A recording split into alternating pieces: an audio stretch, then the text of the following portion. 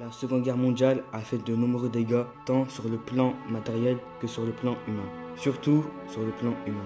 On comptabilise entre 5 et 6 millions de morts dus à la Shoah. Il ne faut pas oublier. Jamais. Mais aux yeux de la jeunesse actuelle, qu'est-ce que la Shoah?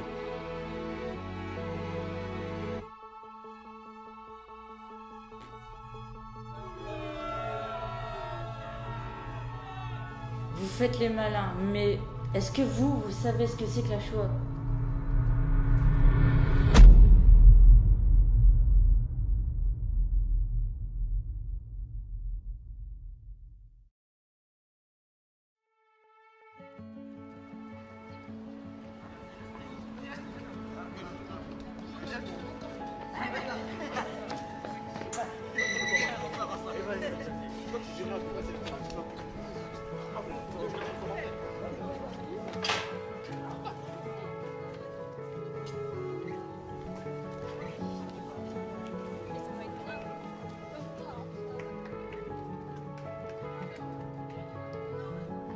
Et qu'est-ce qu'est la Shoah? Je sais pas, j'ai jamais entendu parler.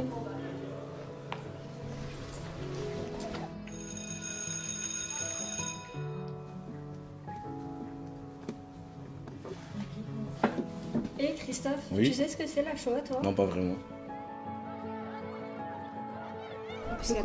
Le Covid, il est même pas dit. Et Lisa, Oui. t'as entendu parler de la Shoah, tu sais ce que c'est?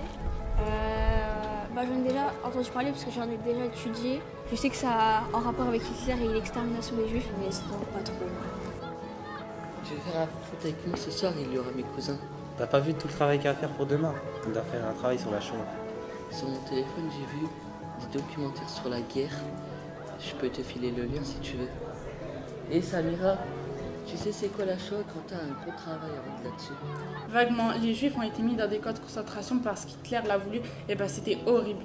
Mais allez demander à David, il a rencontré une rescapée l'année dernière, il s'y connaît mieux que moi. Ah, viens après, on va le voir.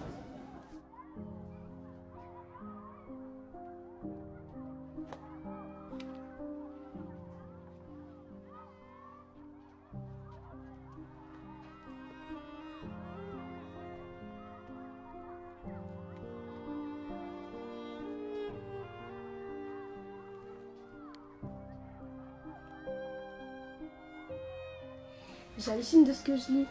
Pendant la Seconde Guerre mondiale, en Europe, 6 millions de juifs, hommes, femmes et enfants, furent assassinés par le régime nazi. Oui, ça me rend folle. Écoutez ça, entre 1933 et 1945, plus de 10 millions d'hommes, de femmes et d'enfants furent assassinés. Mais c'est pas possible. Malheureusement, oui. Mais pourquoi les profs d'histoire géo nous font travailler là-dessus? Je vais en faire des cauchemars. Je pense que c'est pour me faire réfléchir. Et le pire, c'est que ça fait même pas un siècle. Certains de nos grands-parents ont déjà vécu ça.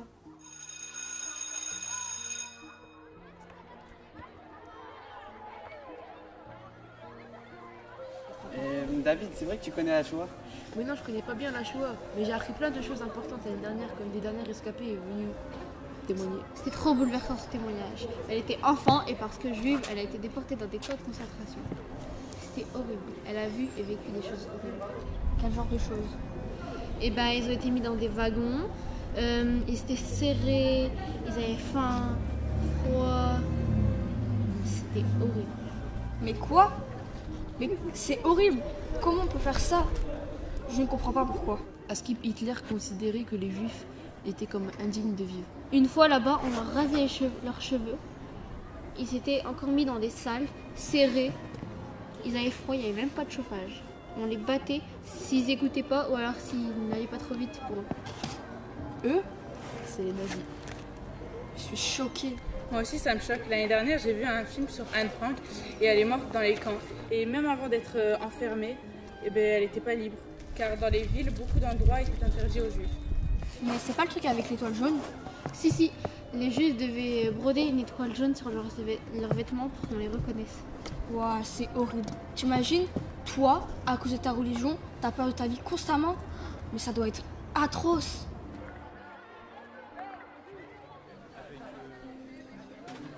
Ah, ça m'a coupé l'appétit, travail à faire en histoire sur la Shoah. En plus, tout à l'heure, j'ai entendu les autres élèves parler. Ça avait l'air glauque. Mais carrément.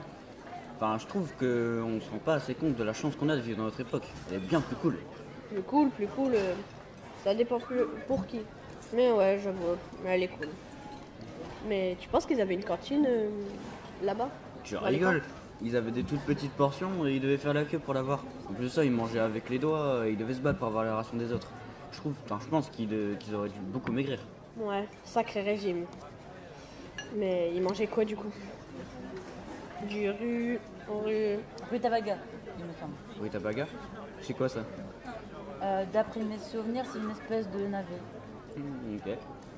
Tu vois, Fred, tout à l'heure, avant de venir à la cantine, tu te plaignais parce qu'on a du poisson. Mais je pense que si t'aurais été là-bas, t'aurais été bien content d'avoir du poisson. T'en aurais mangé 5 s'il faut. Ouais, j'avoue. Allez, bon appétit. Bon appétit. Bon appétit.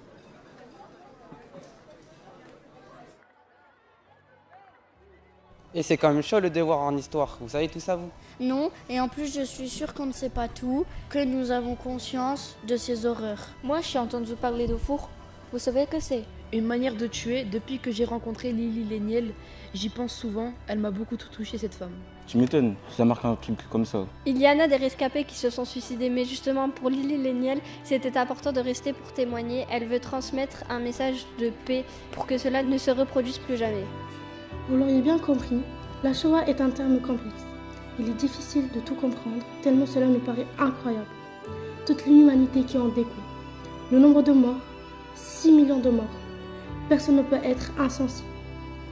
Nous sommes la dernière génération à pouvoir rencontrer des rescapés. Quand ils ne seront plus là, il faudra passer le relais, témoigner, enseigner cette période horrible de l'histoire. Nous sommes des passeurs de mémoire. Nous sommes Anaïs, David, Inès, Fabien, Naulan, Christophe, Théo, Ryan, Freddy, Mathis, Imen, Yakin, Zora, Antonin, Lisa, Samira, Nouran, Ilaf, Quentin, Wesh Rafon. Et Paul, et nous n'oublierons jamais.